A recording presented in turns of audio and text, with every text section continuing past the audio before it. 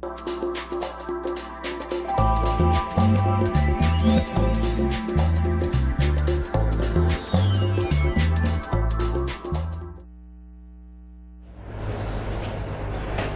y señores, qué gusto saludarlos. Bienvenidos a el programa estelar de entrevistas en Canal 36, Voces de un Diálogo, siempre con los temas que generan impacto en el país. Hoy tenemos un programón de primera, como siempre, con un invitado de lujo. Vamos a hablar de política, al más alto nivel.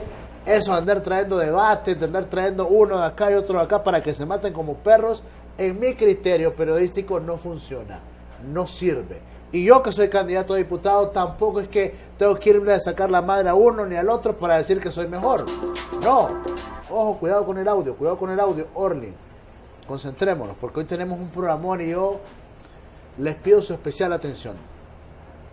Esos son los programas de política que usted tiene que valorar. Le repito, si usted mira que los ponen a pelear como gatos y como perros, eso no le sirve a la patria. Escuchémonos, hay que dialogar. La política no es una pelea visceral. La política es ciencia, la política es capacidad, es inteligencia, es estrategia, es análisis. Y de eso va a tener mucho acá, en esta campaña, en Voces de un Diálogo. Quiero darle la bienvenida, muy cordial por cierto, muy especial, a un gran amigo particular, un destacado político con una trayectoria importante, histórica en la vida política nacional. Don Olman Valladares, qué gusto tenerlo de nuevo acá en el programa. Don Alan, es un placer y un honor estar con usted aquí. ¿Qué tal? ¿Cómo le va? ¿Qué tal de vida? Bien, ahí vamos empujando. ¿Qué tal los hijos? Ya los hijos crecidos, incorporados también a la lucha. ¿Los nietos? Están regando el palito de limón que hace muchísimos años sembramos, que es para un padre de familia es algo de mucha satisfacción, porque uno siente que el esfuerzo que ha hecho durante mucho tiempo, ahí tiene la otra generación que lo va a continuar, y ojalá que hasta los nietos disfruten y no sigamos unas 3, 4 generaciones después. Interesante. ¿Cuántos nietos tiene? Tengo 6 nietos ahorita. 6 nietos. Sí. Una buena tropita. Sí, le dicen, tropita bonita, porque los hijos se aguantaron por los costos de ahora. Los hijos se aguantaron ahí y entonces estamos viendo que... Pero son bellos todos. Sí, ¿verdad? Sí. ¿Y esa etapa cómo la vive? De padre a abuelo, esa transición. No, es una belleza. La verdad es que ser abuelo es una etapa de la vida que yo se la deseo a todo ser humano. Pedirle a Dios que le dé a uno existencia suficiente para poder disfrutar, y repito, el fruto de todo su esfuerzo de toda una vida. Los nietos vienen a llenar espacios que los hijos no pudieron hacerlo en su momento porque no les correspondía. Cada quien tiene su espacio y ahí es donde uno tiene que entender, y ahí es, Alan, donde uno entiende qué viene a hacer a la tierra uno. Aparte del esfuerzo material, aparte del esfuerzo espiritual, aparte de la formación ese esfuerzo de una calidad humana que uno va tratando de formar. ¿Para qué uno trabaja? ¿Para qué uno se esfuerza? Y sencillamente es para darles a los hijos, a los nietos y los hijos de ellos un país más agradable, un país más respetado, más respetuoso, un país lleno de paz.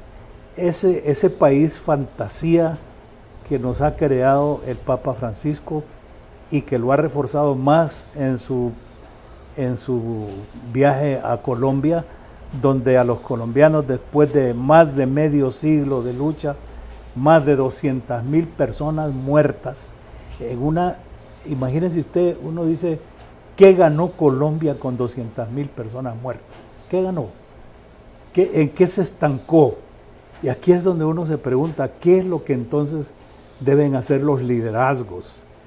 No solo los liderazgos políticos, los liderazgos culturales, los liderazgos religiosos, los liderazgos sociales. ¿Cuál es la responsabilidad que tienen en el país para generar este tipo de paz? Esa plataforma, como decía un gran filósofo chino, don Confucio, que decía Confucio, hay que crear la paz, que es la única plataforma donde descansa el desarrollo de los pueblos. Si no hay paz, si no hay armonía, si no hay respeto entre unos con otros, no estamos haciendo absolutamente nada. Y lamentablemente en Honduras, sin ánimo de encender el fuego de los hervideros políticos, si uno nos preguntamos, bueno, ¿qué hemos hecho en todos estos años después de la independencia como hondureños? ¿Por qué otros pueblos nos han comido el mandado? ¿Por qué países que nacieron del mismo vientre centroamericano, el mismo día, nacieron quíntuples en Centroamérica el 15 de septiembre de 1821? ¿Y por qué entonces nosotros estamos a la saga? ¿Por qué nos quedamos atrás? ¿Quiénes somos los responsables? Y hay que empezar a señalarlos. Y yo creo que usted que se aproxima ya, y yo le deseo todo el éxito que un buen hondureño debe tener, que se aproxima a esos curules del Congreso de la República, donde es un caldero de hervideros, que podamos tener un Congreso beligerante, pero sobre todo constructivo, constructor de una nueva patria.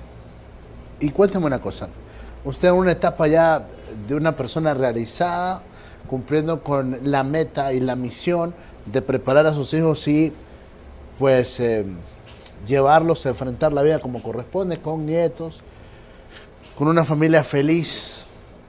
¿Qué le anima nuevamente a buscar una diputación, luego de un receso que se dio usted en su vida política? ¿Qué lo lleva a tomar esa decisión? Yo creo, Alancito, que ese gusanito del quehacer político se va formando desde los primeros años de juventud. Aunque alguien diga yo soy apolítico, mire, si alguna vez se mete, solo es porque le nace, le aflora ese gusanito que lleva por dentro, como decía el gran filósofo Platón, esa característica de un animal político. Y todos los seres humanos, decía Platón, somos animales políticos, por naturaleza, por esencia. Lo único es que a algunos les brolla, les nace y se cultiva, y a otros les pasa por encima y no lo sienten. ¿Por qué estoy de regreso? Yo soy socialdemócrata, yo me siento un hondureño responsable. Todos mis actos de mi vida pública, desde que fui estudiante universitario y dirigente estudiantil universitario, siempre estuve en contra del status quo. Siempre estuve cuestionando. En mis primeros años allá, recuerdo cuando íbamos a las primeras elecciones, ya cuando cumplí mi mayoría de edad, y yo sentía que no me podía ubicar en el tradicionalismo político. Y cuando ingresé en la política universitaria, me ubiqué precisamente en un frente político que estaba en contra de las dos fuerzas tradicionales de la universidad de aquellos tiempos. Dos fuerzas que se turnaban, al igual que se turnaban en la política superior del Estado, turnándose unos con otros, y como bien decía usted al principio del programa, metiéndose los colmillos en las gargantas, porque esa fue la historia de Honduras por muchos años. Entonces, cuando me incorporo a la universidad, siento que no cabía. Y en efecto, me tocó vivir una etapa muy, muy difícil, pero sobre todo muy histórica, de la política universitaria estudiantil.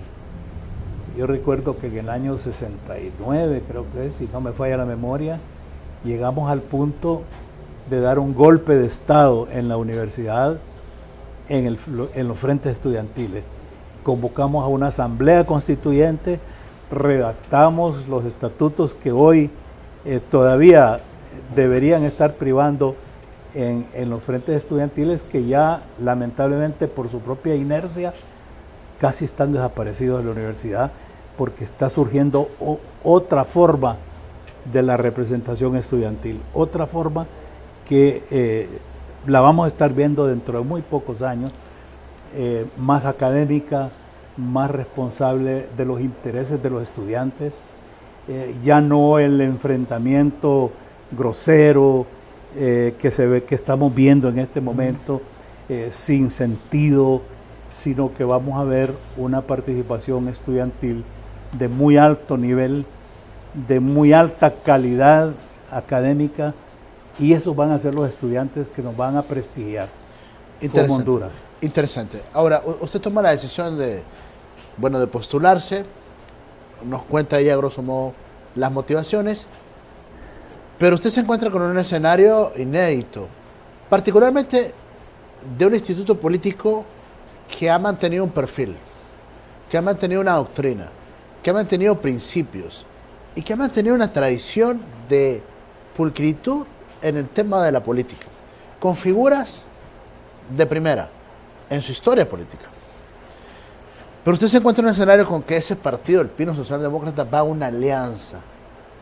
Y va a una alianza quizás no con las condiciones que naturalmente en la política ha desarrollado el Pino. Van con un partido de izquierda radical. Y también abren las puertas para que entren personas que traen una doctrina también diferente, como la gente del PAC. ¿Qué opinión y qué valoraciones ha tenido usted en relación a ese escenario que hoy vive usted actualmente? Yo le agradezco mucho el concepto que tiene sobre lo que ha sido el Pino históricamente. Y es algo que yo deseo transmitirle a todos los miles de televidentes. El partido nace alrededor de una idea. El partido nace alrededor de un afán, de un compromiso con el país.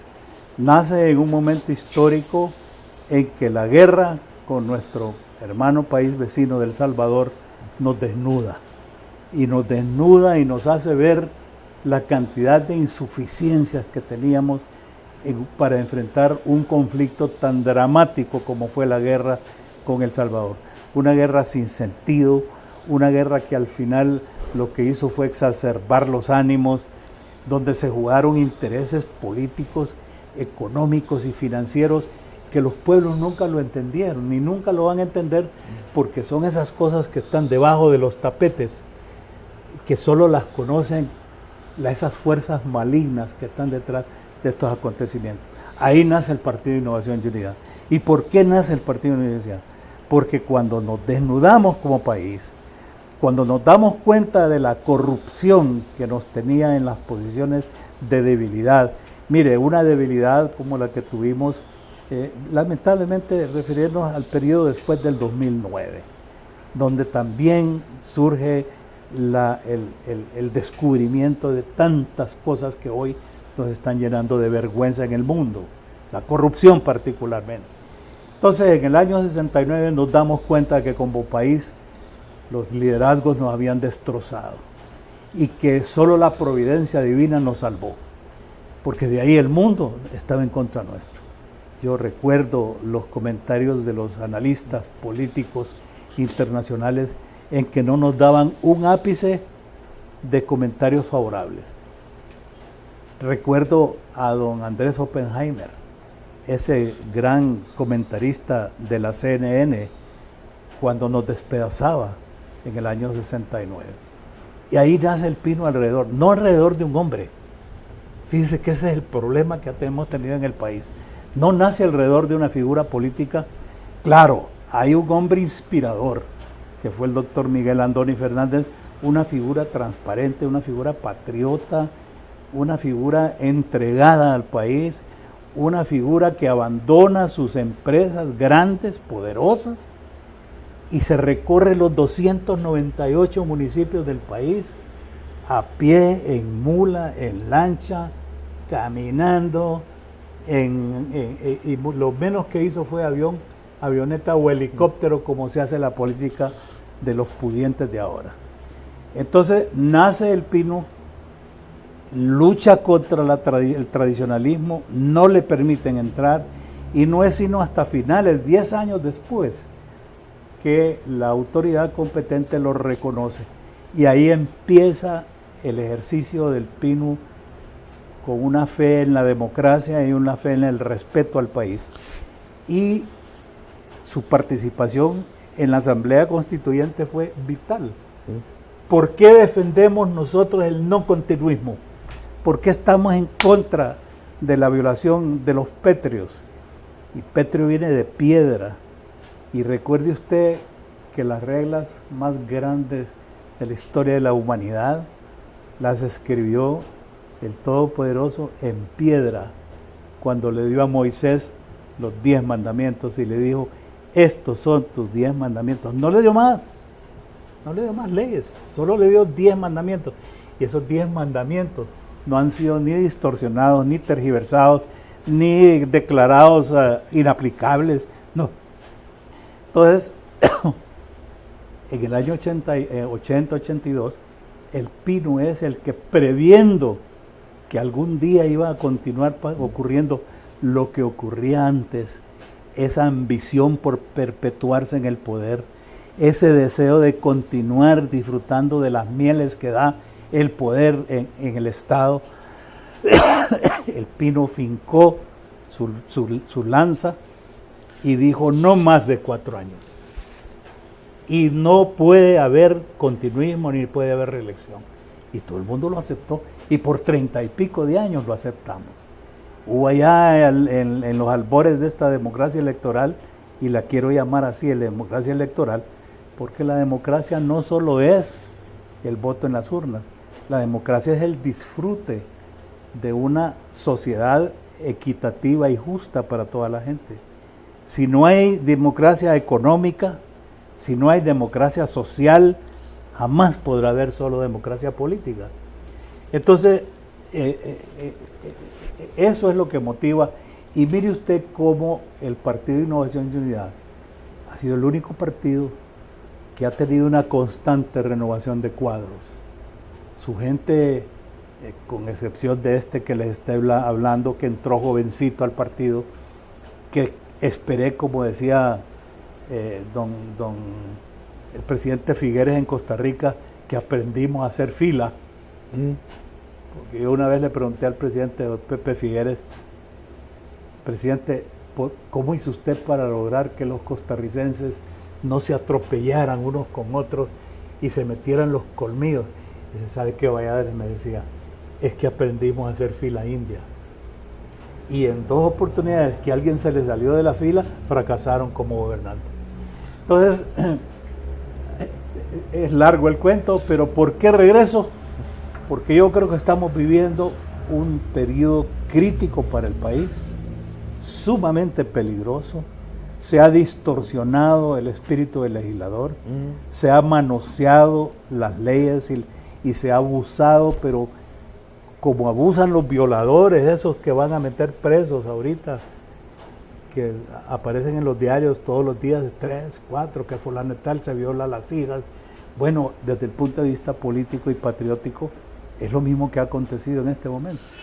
Y se ha prostituido las instituciones, y eso me obliga a mí como hondureño y como político, claro, decirle: bueno, aquí está mi contribución, yo ya cumplí por muchos años mi mandato, pero si mi presencia en una planilla contribuye a un voto para que mis compañeros, que puedan sacar mucho más votos que yo, y que tienen que haberlos, se alimenten de mi contribución electoral, y que el partido continúe levantando la bandera de la honestidad y sobre todo de la rectitud.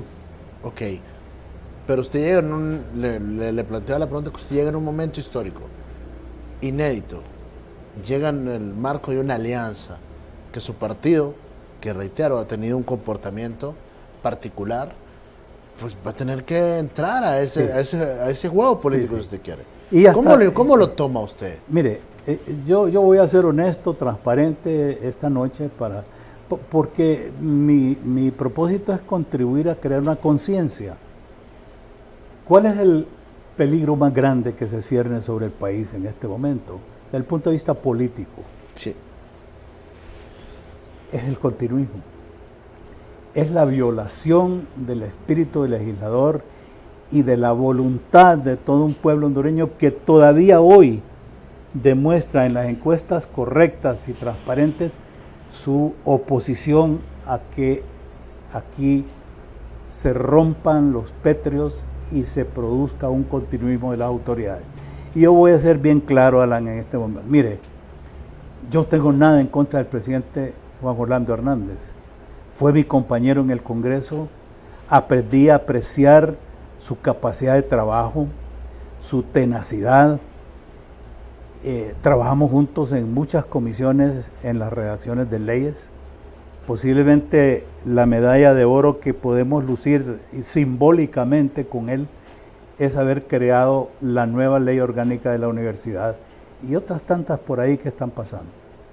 Pero ¿por qué el orgullo de la universidad? Porque es el semillero de nuestra juventud del futuro.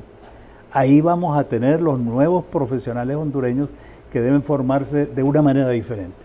Entonces, si el peligro más grande que se cierne es precisamente el continuismo, y repito, no es asunto de ponerle un nombre y apellido al continuismo. El continuismo no se llama en este momento Juan Orlando Hernández, se llama todo un grupo de personas que lastimosamente han cometido un delito de traición a la patria y que están esperando el juicio de la historia y que tarde o temprano vendrá ese juicio de la historia. Entonces, me parece a mí que así como un soldado retirado, jubilado, cuando ve que su patria está en peligro, lo primero que hace es ir al próximo centro de reclutamiento y se pone a la orden. Y yo es lo que he hecho con mi partido. Yo dije, si mi participación es conveniente, cuenten con mi nombre. Y le voy a decir algo de la alianza porque esa es la pregunta. La alianza no fue diseñada como nunca se diseña una mesa de 3 patas, ni de 2 patas. La alianza en los momentos cruciales en que vive el país fue diseñada, fue concebida, fue creada con una mesa sólida de todas las fuerzas políticas de oposición en el país. ¿Por qué? Porque frente al manipuleo, frente a la trampa, frente a la cooptación de las instituciones, la única forma de derrotar ampliamente, pero ampliamente sin ningún temor de nada, como que si nuestra selección nacional la pusiéramos a jugar en un juego final determinante contra una recogida de jugadores de la zona sur del país, de muchachos novatos. Así era el concepto de lo que iba a ser una alianza política frente al continuismo. Pero lamentablemente, y esto me duele mucho, porque con otro grupo de ciudadanos y con el Partido de Innovación y Unidad, que fuimos los precursores de la idea. ¿Y por qué el Pino es precursor de la idea de la alianza? No hay alianza en otro lado. Esta alianza no se la inventó Mel Zelaya, ni se la inventó Narrala, ¿no? Porque el Pino desde hace 40 años, desde el año 70, viene hablando del gran diálogo nacional. ¿Para qué? Para que juntos, alrededor de una mesa, construyamos el país que merece que lo tengamos. Entonces, ¿qué ocurre ahora? Yo tengo que decirlo, que es lamentable que en este momento incluso estemos viendo que algunos de los enemigos de la alianza, porque hay enemigos naturales, la gente que está, los progobiernistas, oficialistas, el continuismo, esos son contendientes naturales. Estamos en política y para hacer política tiene que haber 2 frentes. Pero yo lo que lamento es que dentro de las mismas fuerzas de la alianza hay movimientos ocultos que uno se pregunta, ¿y estos a favor de quién están entonces? ¿Cómo es posible que se estén lanzando dardos envenenados internamente? Y usted lo ha visto como periodista acucioso, que en las últimas semanas uno se queda sorprendido de cómo dentro de las mismas fuerzas de la alianza, que se supone que estamos agarrados todos de los brazos, hay gente que se está tirando duro. Y yo escuchaba el programa de ustedes anterior a este y me decía que cierto es que incluso hasta con la dignidad de damas se ataca de tal manera virulenta como ataca el virus del SIDA un cuerpo humano y hasta tratar de despedazarlo. ¿Cómo es posible que estemos en eso? ¿Cómo se pretende consolidar un movimiento de alianza política para enfrentar a un contendiente poderosísimo si el debilitamiento viene del mismo frente, de los mismos aliados? Entonces, me preocupa mucho esto, no por eso, no por el triunfo, me preocupa porque el camino del continuismo se ha allanado y se está allanando precisamente por la falta de entendimiento de estas mismas fuerzas. ¿Y a qué atribuye usted esos ataques internos? Sobre todo cuando vienen de personajes con experiencia política y experiencia en la vida. Rafael Alegría viene y en las últimas horas señala de manera puntual un aspecto delicado y dice que la joven Irosh Kelbir, esposa del candidato de la alianza, de su candidato y del suyo también, no puede ir a la campaña política porque está embarazada, porque está delicadita, porque no puede ella en una condición, ya hablando como ginecólogo, pues, señala de que la señora va a estar en un estado grave. Bueno, lo de grave lo dijo doña Doris Gutiérrez, dijo en las últimas horas que la señora estaba en un estado de gravidez. Y que era gravidez. De gravidez y de una situación compleja que no le permite por ser primeriza, dice. Sí. Y uno dice, bueno, ¿qué es esto? ¿Un alto nivel de conciencia humana o es una perversa campaña a lo interno de la alianza para sacarla a ella, que se supone está venciendo un montón de adeptos a su favor? Yo creo que eso no debería estar ocurriendo. Hay en este momento temas de mucho mayor trascendencia que estarse fijando en la capacidad de la futura primera dama, si la suerte y los votos la acompañan, para estarse fijando en que si puede o no puede. Mire, hay otra cantidad enorme de candidatos que tampoco andan en los barrios. Pues no lo hacen por una cantidad de razones que no lo hacen. Yo, por ejemplo, me he disculpado con mis compañeros de partido porque yo también, por una cantidad de razones, en primer lugar, que uno va perdiendo el vapor y ya no está para andar tocando puertas como lo hacía hace 15 años. A mí en mi partido era muy difícil que una persona en mis cuadros de visitas de barrio me ganara en el recorrido de los barrios. Posteriormente me di cuenta que en realidad era más provechoso y más beneficioso políticamente, estratégicamente, utilizar los medios de comunicación que andar tratando de tocar puerta por puerta. Uno podía estar días enteros. Alan, yo recorrí y cuéntelo bien. Mi motorista me hizo una bitácora, él la llevaba la bitácora. Y al final de las 3 campañas, y al final de mis años como presidente del partido, me di cuenta, porque él me lo dijo, que habíamos recorrido 250,000 kilómetros en 12 años. 250,000. Ya no, pues, usted me pide que vaya a un kilómetro más, ya no. No puedo, no puedo. Entonces mi contribución es de otra manera. Pero en este sentido, yo sí les recomiendo, miren, respétense, respetémonos. Y respetémonos todavía. Mire, en política, los exabruptos, las imprudencias, cuestan sangre en política. Usted tiene que medir sus palabras. Así como le digo yo a mi gente en mi casa, a mi esposa, miren, uno tiene que aprender del celular. El celular uno se lo pone aquí y hay un simbolismo en que antes de hablar, piense lo que va a decir. Antes de hablar, piense lo que va a decir. Y en política se aplica ese principio mucho más. Porque si usted dice una palabra grosera y no la dice para construir, aunque lo que usted esté diciendo la verdad, esa verdad ya es impura. Cuando la verdad no se dice para construir, ella misma pierde su pureza. Entonces, estas personas, incluso algunos que no es el caso de mi buen amigo Rafael Alegría. Y yo estoy seguro que, ojalá, que si hiciéramos una repetición de sus declaraciones, a lo mejor podríamos encontrar que es un exabrupto, que es una falla de dicción que se le salió y que se presta para ser interpretada de otra forma. Si no lo digo así, yo creo que por el respeto de una dama como es Hiroshka, él debería pedir disculpas.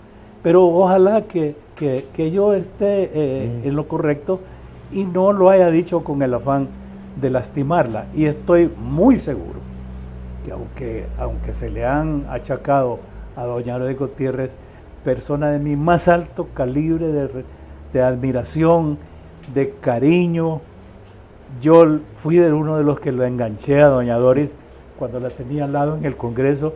Yo le decía: Doris, ¿qué estás haciendo en este partido? Cambiate, sos socialdemócrata por naturaleza. Y al final terminó adhiriéndose al partido, cosa que espero que lo hagan muchos de los muchachos, de estos jóvenes compatriotas que militaban en el PAC, se adhirieron ahora en las planillas del Pino, en esa apertura democrática que el Pino siempre ha tenido. Este no es un aprovechamiento político ni es un ventajismo, no, es que el partido siempre ha tenido aperturas democráticas. Por eso es que el partido fue el único y el primero y el único que llevó verdaderos dirigentes campesinos a la Asamblea Constituyente. Un Julín Méndez, que representaba al campesinado genuino del país, lo llevó el PIN. Llevamos dirigentes magisteriales y llevamos a otros dirigentes genuinos representantes, no tipos demagógicos, irresponsables, no, de la gente pensante. Entonces ahora, repito, me da mucha tristeza ver que una oportunidad muy grande de poder enfrentar el peligro más grande que es el continuismo, y aprovecho un segundo para decirle: mire, ¿por qué tenemos que estar todos los hondureños sensatos en contra del continuismo? Puede ser que nos caiga bien Juan Orlando Hernández. Yo no tengo personalmente ninguna en contra de él. Yo estoy en contra del acto irresponsable del grupo que le ayudó a engancharse a que se continuara otros 4 años más. ¿Por qué? ¿Quién me garantiza a mí que aún con todo y esto de que vamos a reglamentar la Constitución, que es absurdo, la Constitución no se reglamenta, y la Constitución lo que es y los pétreos son, no hay manera de verlo, que dentro de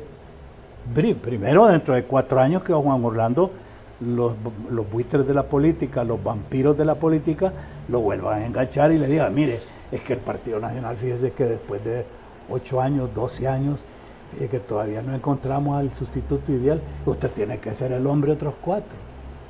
Entonces hay que volver a romper la Constitución, volver a romper la ley electoral para volver a reglamentar, que entonces puede ser indefinido, o, como dicen ellos también de manera cínica, considerar que es que la ley ahorita está indefinida. Otra mentira más grande que el Picacho que está ahí. Y eso es lo que se supone tienen que derrotar en la alianza. O sea, debería ser como objetivo primordial fortalecerse como alianza y como coalición de partidos para derrotar el continuismo. Ahora, don Olvan, nos encontramos con una serie de situaciones. Ustedes se manifiestan abiertamente en contra del continuismo, en contra de la reelección, pero tienen un grave problema. Uno de los propulsores de la reelección en Honduras ha sido directamente Manuel Zelaya Rosales.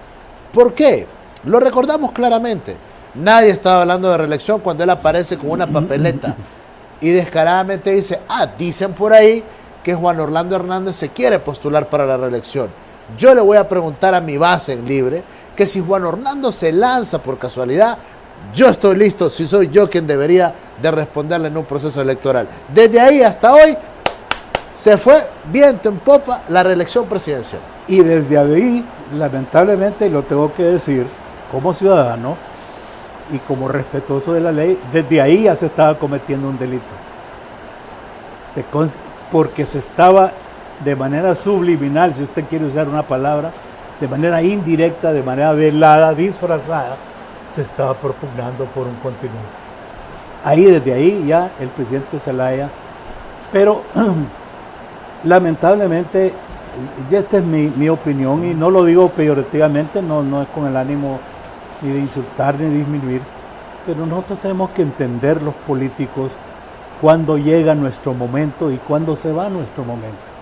Yo creo que el presidente Zelaya tuvo su momento en la historia de Honduras, pasó su momento, revestido de las características como hayan sido, con todas las bondades que pudo haber tenido en su momento, porque los mandatarios no todo lo hacen malo. Los países sobreviven por lo poco o mediano o mucho bienestar que los países traen. Pero esa es historia ya eso forma parte de los anales. No vamos a revivir el país no se va a levantar si le llamamos golpe o no le llamamos golpe a lo del 2009, no se va a levantar si continuamos con esta diatriba, no se va a levantar si Juan Orlando continúa en el poder, no se va a levantar porque va a ser algo más de lo mismo. Entonces aquí necesitamos conjuntar los mejores talentos, pero sobre todo las mejores voluntades, Alan, de aquellos hondureños que queremos ver una patria más tranquila, más feliz, más contenta. Costa Rica figura, imagínense, producto del mismo vientre, nacido el mismo día, y Costa Rica no se lleva años luz a nosotros. ¿Por qué? Por su dirigencia, por la calidad de su dirigencia, por la formación académica de su dirigencia. En Costa Rica no hay chabacanes como los hay tantos en Honduras.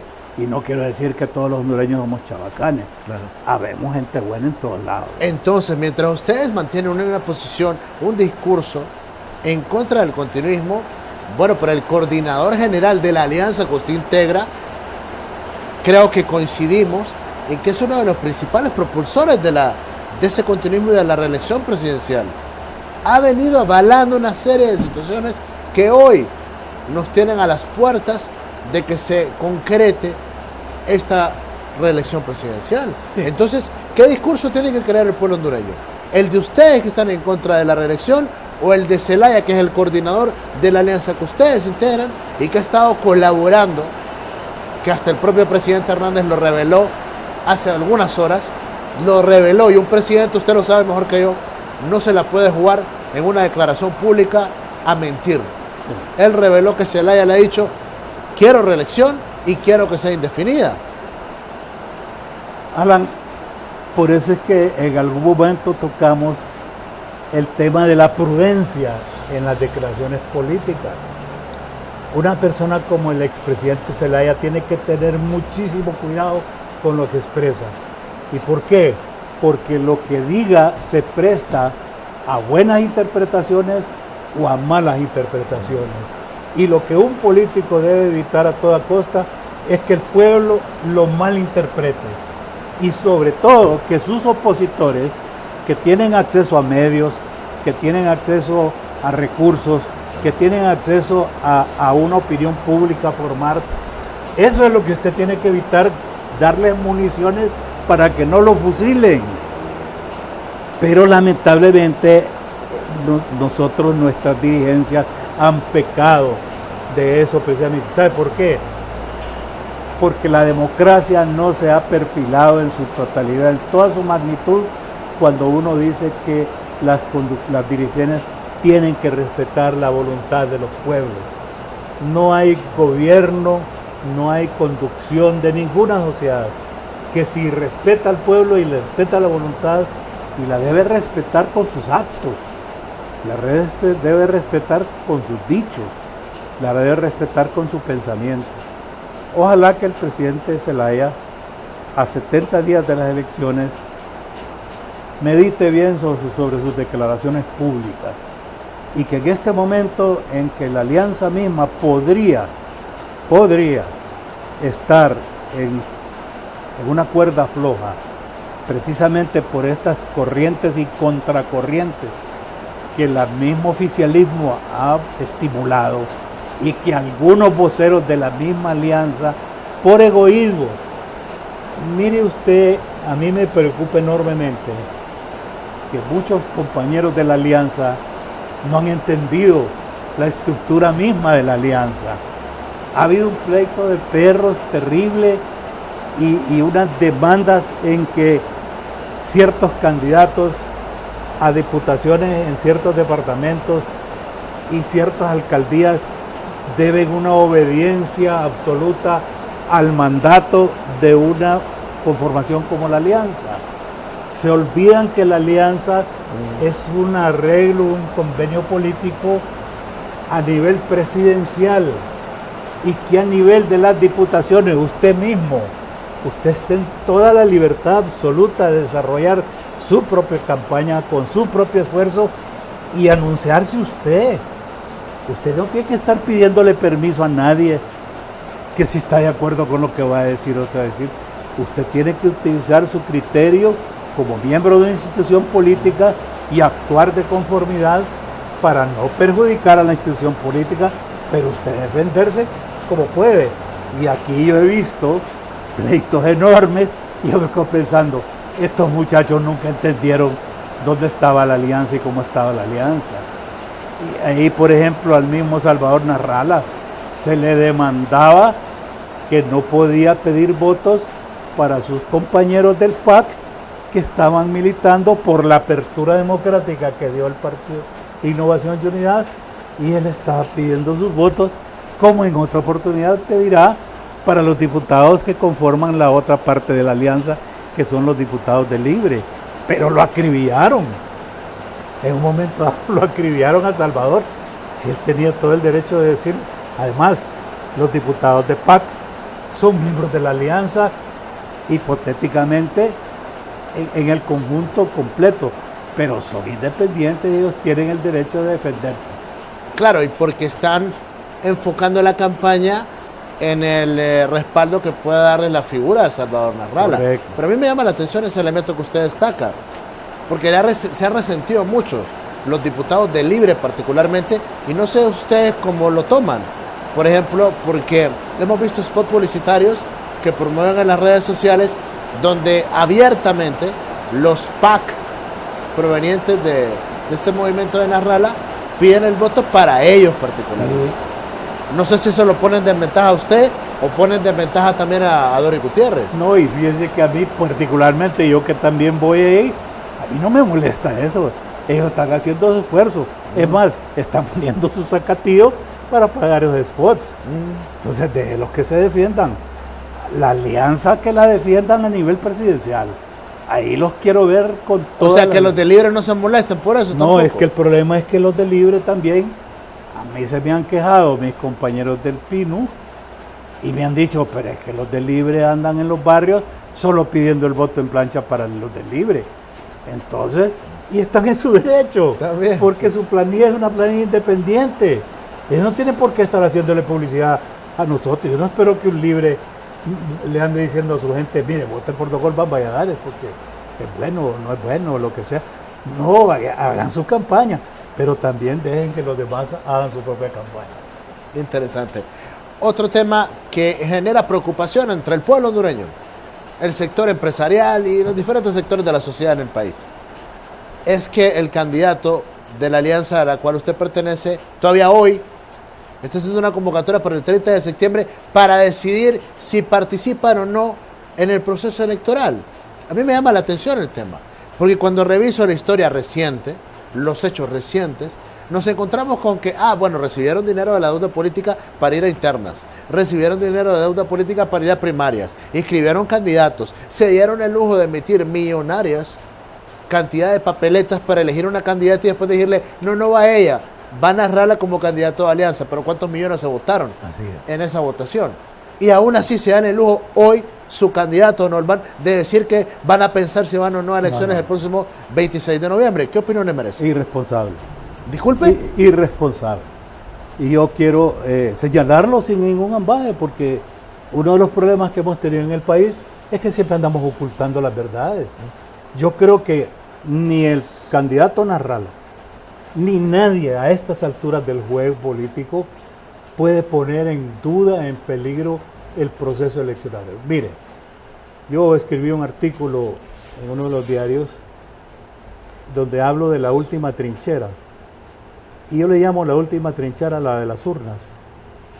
Y lo digo porque, como miembro del Frente Patriótico para la Defensa de la Constitución, le comunico a usted y le digo al pueblo hondureño que agotamos todas las instancias legales oponiéndonos precisamente a ese asalto que se hizo de la Constitución de la República, que a juicio de los diputados, de los consultores internacionales independientes, la Constitución de la República sigue intocable.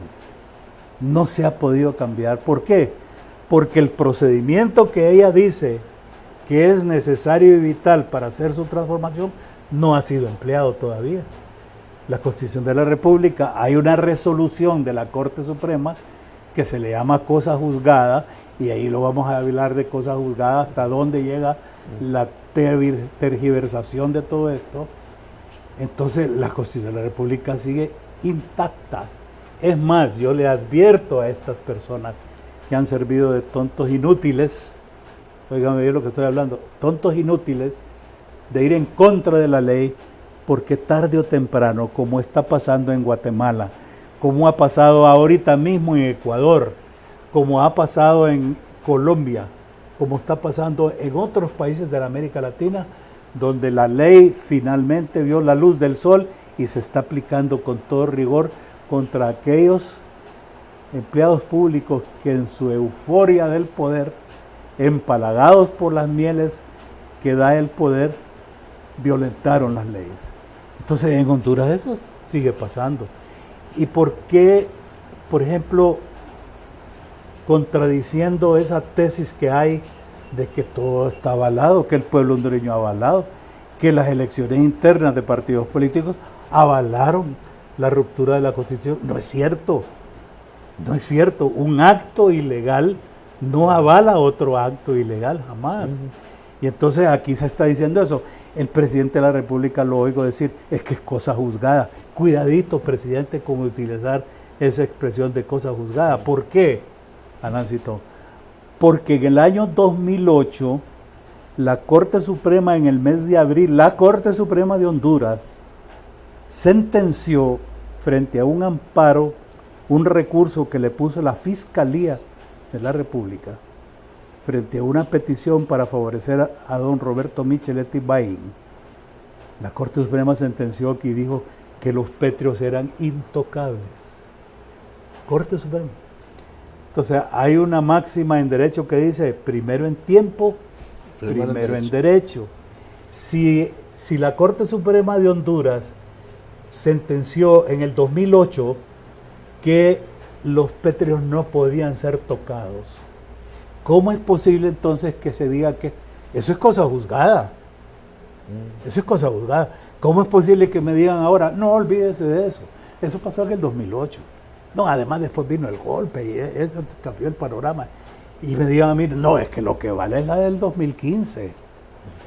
Es que, entonces díganme en derecho, ¿dónde está la cosa juzgada? Sí, no se puede. No. Ahora, solo me dejó en el aire con un tema. La irresponsabilidad de su candidato al estar sugiriendo que no van a haber elecciones si no hay reformas a la ley electoral. Usted, un hombre de tanta experiencia en el Congreso, sabe que hace a pocos meses, 70 días, 71 días de las elecciones, no van a haber reformas electorales. Es imposible. Todavía hoy el presidente del Congreso se le consultó de manera directa y el doctor Oliva dijo, no van a haber reformas a la ley electoral. Pese a esto, insiste su candidato en decir, vamos el 30 de septiembre a una asamblea para decidir si vamos o no a un proceso electoral. El 30 de septiembre, el último domingo del mes de noviembre, en este país va a haber un proceso electoral. Con un partido, con dos partidos, con tres partidos, con una alianza, pero va a haber un proceso electoral. Jurídicamente, no se puede decir que porque no hubo un cambio de una ley, es que no vamos a ir a elección. No se puede. Y yo, con todo el respeto y estimación a mi candidato, si es el candidato de mi partido, porque eso no lo puedo negar, Yo lo llamo a la prudencia. Yo le digo, esos exabruptos no contribuyen en nada. Seguimos generando. Vámonos a la última de las trincheras. Lo que deberíamos estar haciendo todos los hondureños es difundiendo el sentido de la responsabilidad en el voto.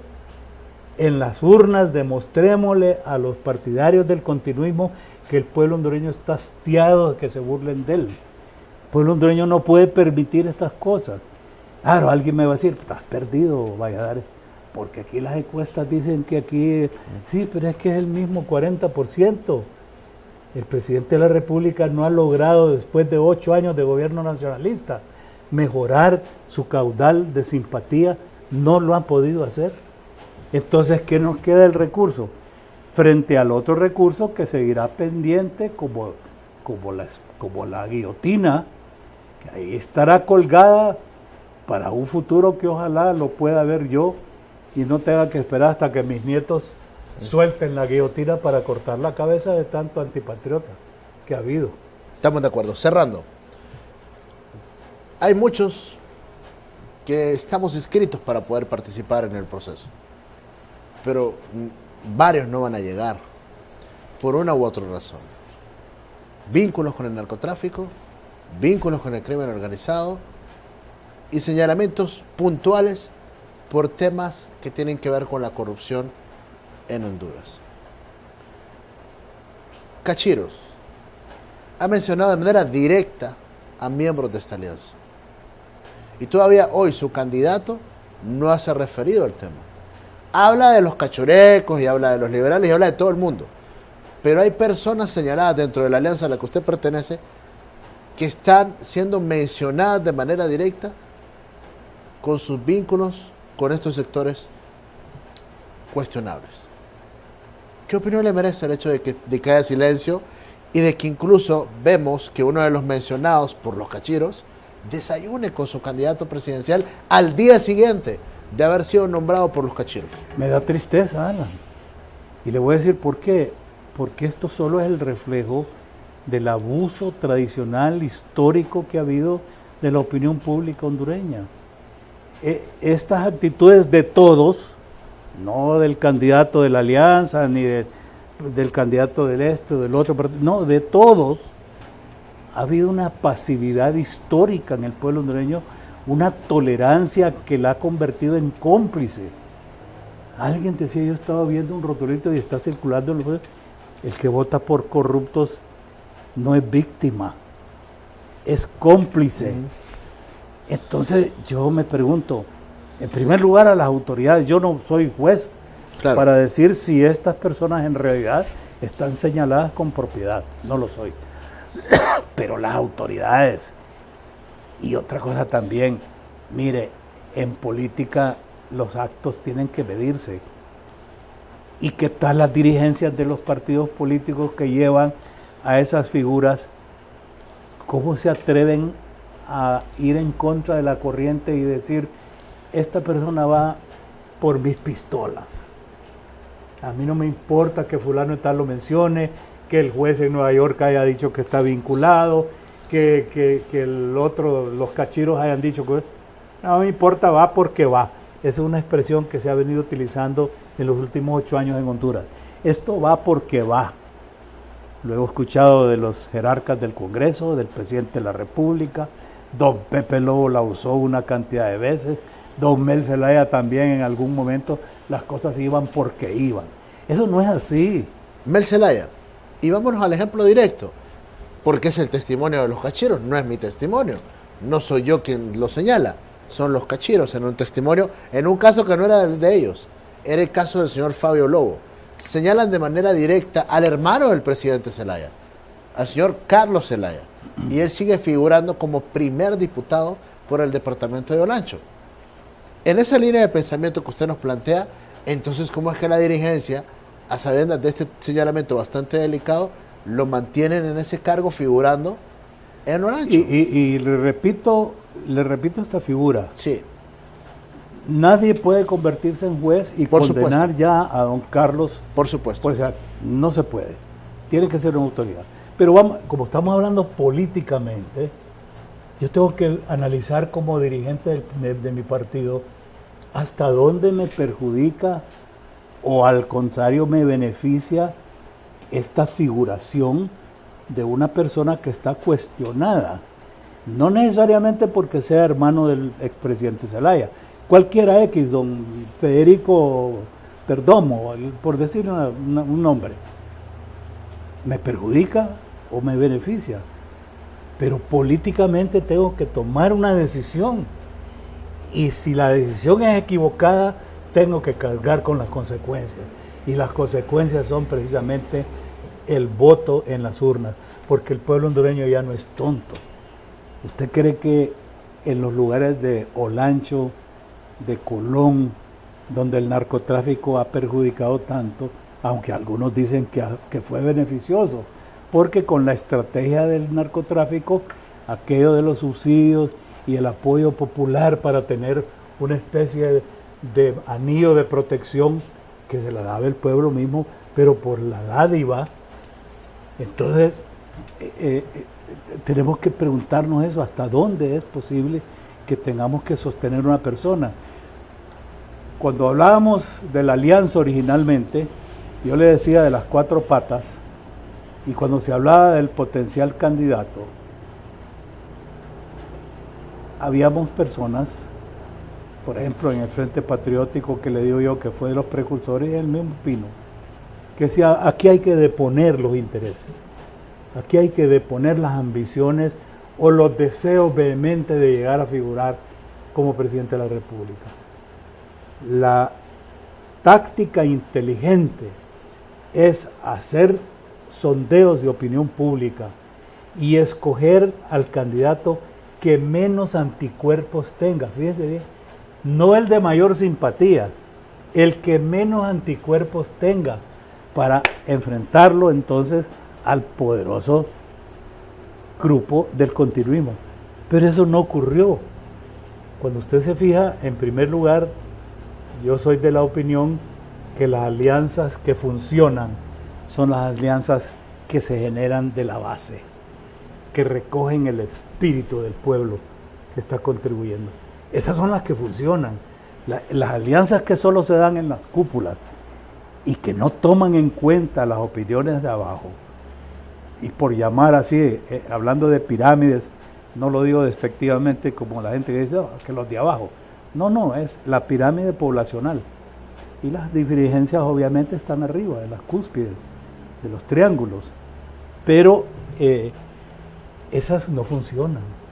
¿Por qué? Porque no les consultaron y se recogieron la opinión de Alan, de Volvan, en una mesa de 4 personas. Pero hay que preguntarle a la gente. Y eso es lo que no se hizo también. Y eso le da en la entrada como que si un equipo de fútbol entra a la cancha con 2 de sus mejores jugadores, pero que están lesionados. Ya van en desventaja frente al otro. A lo mejor puede ser un equipo más débil, pero está jugando con sus 11 jugadores. Y yo voy a la cancha con 2 lesionados. Igual es en política. Y eso se tiene que ver. Y faltan 70 y pico de días.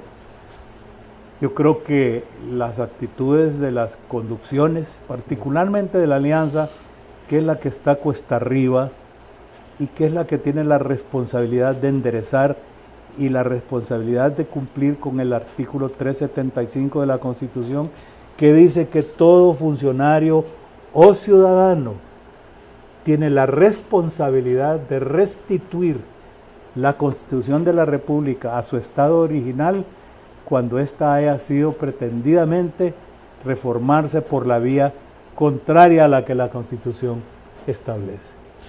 375. Don Olvan, qué gusto platicar con usted esta noche. Es un honor y espero verlo pronto.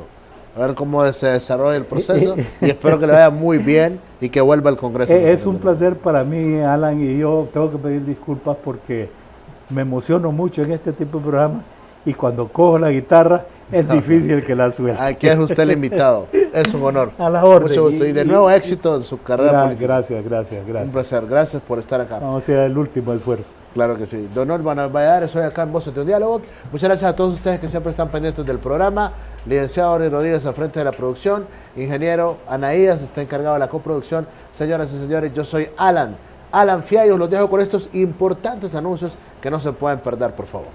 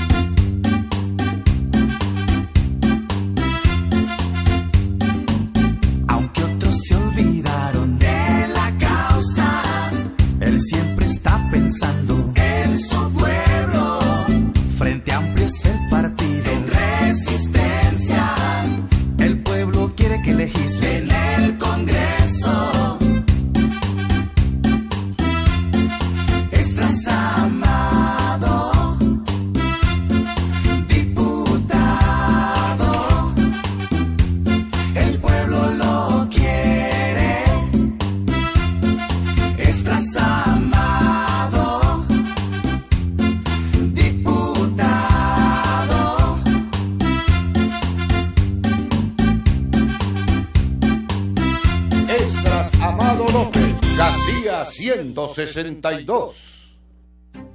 Necesito un préstamo personal. Con el rap, sí se puede, sí se puede, sí se puede. La graduación de José. Ay, todos los otros pagos. Con el rap, sí se puede, sí se puede, sí se puede. Con todos los productos y beneficios que te ofrece el RAP, sí puedes cumplir tus sueños y alcanzar tus metas. Y a las mejores tasas de interés en Honduras. RAP, construyendo tu futuro.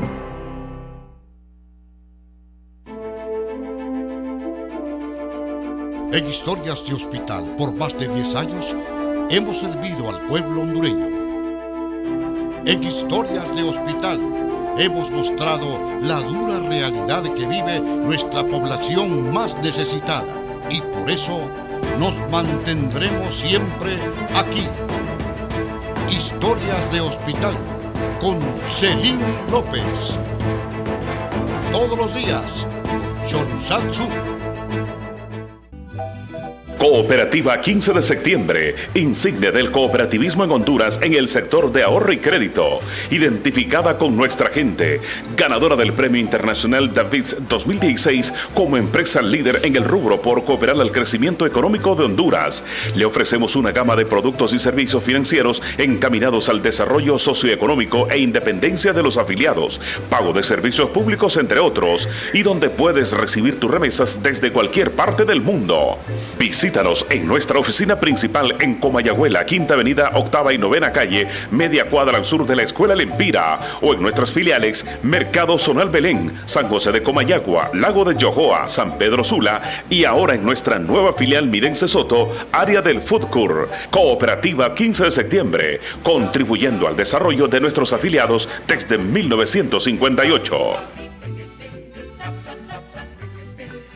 Celebremos juntos el Día Nacional de la Biblia. La Asociación de Pastores de Tegucigalpa y Comayagüela te invita a que te unas al mega desfile celebrando el Día Nacional de la Biblia.